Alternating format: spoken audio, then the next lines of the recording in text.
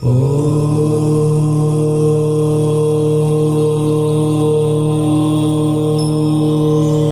தீர்க்கும் சுருளிவேலப்பர். தேனி மாவட்டத்தில் உள்ளது சுருளிவேலப்பர் ஆலயம்.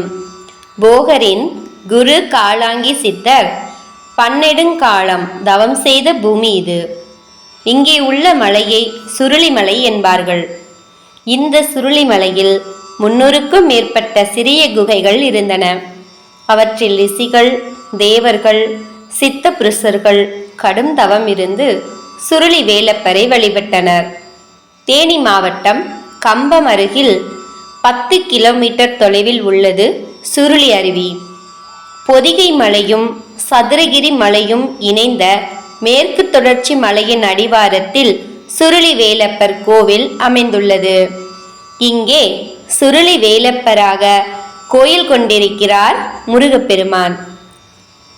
30 முக்கோடி தேவர்களும் 48,000 ரிஷிகளும் 15 சித்தர்களும் தவம் புரிந்த புண்ணிய தலம் இது. இவர்கள் அனைவரும் திருக்கைலாயத்தில் சிவ பார்வதிக்கு திருமணம் நடைபெறும் வேளையில் ஒன்று கூட வடக்கு பகுதி உயர்ந்தும் தெற்கு பகுதி தாழ்ந்தும் போனதாம். அதை நேர் செய்ய அகத்திய முனிவரிடம் பணித்தார் ஈசனார். அதன் பேரில் அகத்தியர் முதலானோர் இங்கு வந்தார்கள். இந்த மலைப்பகுதியில் குகை ஒன்றில் சிவனாரை நோக்கி கடும் தவம் மேற்கொண்டனர். அதில் மகிழ்ந்த சிவனார் அவர்களுக்கு திருமண கோலத்தில் காட்சி தந்து அருளினார். அவர்கள் தவம் செய்த குகை கைலாய குகை என்று போற்றப்படுகிறது. கைலாய குகையின் மேல் உள்ள சிறிய குன்றில் அழகுற கோவில் கொண்டு அனைவருக்கும் அருள்பாலித்து வருகிறார் கந்தபிரான். இங்கே இவரின் திருநாமம் ஸ்ரீ சுருளிவேலப்பர். இங்கே உள்ள உதக நீரான சுருளி தீர்த்தம் நோய் தீர்க்கும் மாமருந்தென அடையாளம் காட்டியுள்ளனர் சித்தர் பெருமக்கள். தென் மாவட்டங்களில் உள்ள எந்த ஆலயத்தில் கும்பாபிஷேகம் என்றாலும் இங்கு வந்து சுருளி தீர்த்தத்தை எடுத்து சென்று கும்பாபிஷேகத்தில் பயன்படுத்துவது இன்றைக்கும் நடைமுறையில் உள்ளன. போகரின் குரு காலாங்கி சித்தர் பன்னெடுங்காலம் தவம் செய்த பூமி இது. பின்னர் போகரும் இங்கு வந்து குரு உண்டு பண்ணிய நவாபாசனங்களை கொண்டு பழனி தண்டாயுத பாணியின் மூல விக்கிரகத்தை தயாரித்ததாக பாத காவியம் நூலில் கருவூரார் தெரிவித்துள்ளார். சுருளிமலையை சுற்றி சுமார் 225 குகைகள் உள்ளதாம். இவற்றில் ரிஷிகள், தேவர்கள், சித்த புருஷர்கள் ஆகியோர் தவம் இருந்தனராம். விபூதி குகை, சர்ப்ப குகை, கிருஷ்ணன் குகை, கன்னிமார் குகை என்றிருக்கும் குகைகளை காண மக்கள் வந்து செல்கின்றனர். ஆடிப்பூரம், வைகாசி விசாகம், பங்குனி உத்திரம் என விழாக்கள் அதிகம் இருந்தாலும் தைப்பூச திருநாள் விமர்சையாக கொண்டாடப்படுகிறது. அந்த நாளில் காவடி எடுத்து பால் குடம் ஏந்தி வழிபட்டால் நினைத்த காரியம் அனைத்தையும் நிறைவேற்றி தருவார் சுருளிவேலப்பர் என்கின்றனர். குறிப்பாக பங்குனி மாதம் முழுவதும் முருகப்பெருமானை வேண்டிக் கொள்வது சிறப்பு வாய்ந்த பலன்களை தரும் என்பது முன்னோர்களின் நம்பிக்கை. நோய் தீர்க்கும் மூலிகைகள் சூழ அருள் பாலிக்கும் சுருளி வேலப்பரை நோய் தீர்க்கும் மருத்துவராகவே வழிபடுகின்றனர் மக்கள்.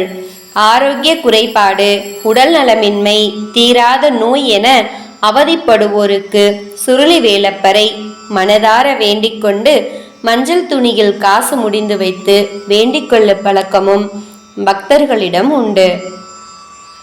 நோய் தீர்க்கும் மருத்துவ கடவுளான சுருளி வேலப்பரை மனதார வணங்கி நாமும் தொழுவோம். இக்கோவிலின் திருவிழாக்கள் ஏப்ரல், மே மாதங்களில் சித்திரை உற்சவம், ஜூலை, ஆகஸ்ட் மாதங்களில் ஆடி 18 கொண்டாட்டங்கள், ஆடி மற்றும் தை மாதத்தில் அமாவாசை நாட்கள் முறையே ஜூலை, ஆகஸ்ட் மற்றும் ஜனவரி, பிப்ரவரியில் தைப்பூசம், டிசம்பர், ஜனவரியில் வைகுண்ட ஏகாதசி, பிப்ரவரி, மார்ச் மாதங்களில் சிவராத்திரி மற்றும் மார்ச், ஏப்ரல் மாதங்களில் பங்குனி உத்திரம் ஆகியவை இக்கோவிலில் கொண்டாடப்படும் திருவிழாக்கள். இந்த இடம் பல அதிசயங்களுக்கு பெயர் பெற்றது. இது ஒரு குகை கோவில். ஈரமான மணல் உலர்ந்ததும் விபூதி புனித சாம்பலாக மாறுகிறது. வற்றாத நீரோட்டம் காரணமாக ஒரு மரம் பாறையாக மாறியது. 48 நாட்கள் தண்ணீருக்கு அடியில் வைத்தால் மரத்தின் இலைகள் மற்றும் தண்டுகள் கூட பாறையாக மாறும். எந்த பாறையிலும் எப்போதும் தண்ணீர் பாய்ந்தாலும் வழுக்குவதில்லை. கருவறையில் சிவன் மற்றும் விஷ்ணு, விநாயக பெருமானுடன் வேலப்பர் முருகப்பெருமான் உள்ளனர். நெடுவேல் குன்றம் முருகப்பெருமானின் மலை என வரலாற்று புகழ் பெற்றது. நம்பிக்கையின்படி மலையானது அனைத்து கடவுள்களின் வீடு. எனவே அனைத்து கடவுள்களுக்கும் சிலைகள் உள்ளன. இங்குள்ள முருகப்பெருமானுக்கு இனிப்பு கொழுக்கட்டை, சர்க்கரை பொங்கல் நெய்வேத்தியமாக வழங்கப்படுகிறது. செய்த பாவங்களிலிருந்து விடுபட பக்தர்கள் பால் பானை ஏந்தி இறைவனுக்கு சிறப்பு அபிஷேகம் செய்து சுரபி நதியில் நீராடி அமைதியான வாழ்வு பெறுகின்றனர். உடல் உபாதைகள், நோய்கள் அனைத்தும் நீங்கும் ஆற்றில் வளமான மூலிகை பண்புகளும் உள்ளன. மக்கள் இறைவனுக்கு சிறப்பு அபிஷேகங்கள் செய்து ஏழைகளுக்கு அன்னதானமும் செய்கின்றனர். இக்கோவிலின் ஸ்தல வரலாறு: தேவர்கள், விண்ணுலகின் பிரஜைகள், முனிவர்கள், சித்தர்கள் மற்றும் பலர் ராவணனை தோற்கடித்து அவனது அடிமை வாழ்க்கையிலிருந்து தங்களை விடுவிப்பதற்கான முயற்சியில் மகாவிஷ்ணுவின் தலைமையில் கைலாசநாதர் குகையில் ஒரு கூட்டம் நடத்தினர். ராவணன் தனது பெரும் படையுடன் அங்கு வந்தபோது மகாவிஷ்ணு பூத சொரூபத்தில் பூமியையும் வானத்தையும் மூடியபடி அவன் முன் நின்று அவனது பயணத்தை தடுத்தான். ராவணன் நடுங்கி இறைவனின் கோபத்திலிருந்து தன்னை காப்பாற்றிக் கொள்ள பின்வாங்கினான். சுருளி வேலப்பர் இத்தலத்தின் மேலுள்ள குகையில் இருந்து பக்தர்களுக்கு அருள் பாலிக்கிறார். நாமும் இத்திருத்தலத்திற்கு சென்று அருவியில் நீராடிவிட்டு தீர்த்த தொட்டியிலும் நீராடிவிட்டு ஸ்ரீ முருகப்பெருமானின் பரிபூர்ண ஆசீர்வாதத்தையும் பூத நாராயணரின் ஆசீர்வாதத்தையும் பரிபூர்ணமாக பெறுவோமாக. ஓம் சரவண பவ. ஓம் நமோ நாராயணாய நம. திருக்கோயில் வந்து தேனி மாவட்டம் கம்பத்திலிருந்து 14 கிலோமீட்டரில் இருக்குது சுருளிமலை. இந்த சுருளிமலைங்கிறது காலப்போக்கில் வந்து என்ன ஆகுதுன்னா 33 கோடி தேவர்களும் 48,000 ரிஷிமார்கள் தவம் பண்ணதுனால இங்கே வந்து இந்த சுருளி வேலப்பர் குடி வந்துருக்கார். பெரும்பாலும் காசி, ராமேஸ்வரம், கொடுமுடி இப்படி தீர்த்தங்கள் நிறையா எடுப்பாங்க. அதில் வந்து சுருளி தீர்த்தம்ங்கிறது இந்த இடந்தேன். இந்த கோயிலுடைய விசேஷம் என்னன்னு கேட்டிங்கன்னா, ஒரே கருவறையில் விநாயகர் அண்ணன், முருகன் தம்பி, சிவன் அப்பா, அம்மா நாகம்மா, முருகனுக்கு மாமே மச்சினின்னு சொல்லுவாங்க. பெருமாள் இருக்கார். பெருமாள் வந்து முருகனுக்கு வந்து மாமச்சன்னு சொல்லுவாங்க, சமதகாரன்னு சொல்லுவாங்க. எல்லாம் ஒரே கருவறையில் இருக்காங்க. எல்லோரும் சாமி கும்பிட வரும்போது அந்த குடுப்பம் இருந்தால் தான் இங்கே வர முடியும். பெரும்பாலும் தடையாகிட்டு இருக்கு இல்லையா, கல்யாணம், தொழில், வியாபாரம், எந்த ஒரு பிரச்சனையும் தடையாகிட்டு இருக்கிறது. இங்கே வந்துட்டு போயிட்டாங்கன்னா சீக்கிரம் முடியும்.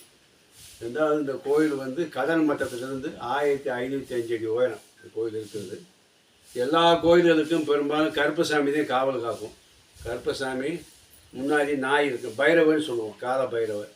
இந்த சுருளிமலையில் வந்து பெருமாள் இருக்கார் இல்லையா, பெருமாள் வந்து 33 கோடி தேவர்களும் 48,000 ரிஷி 12 சித்தர்களும் முகாம் போட்டு அவங்களாம் வந்து பசனை பண்ணி இங்கே பசனை பாடி தவம் பண்ணார் அந்த இடம்.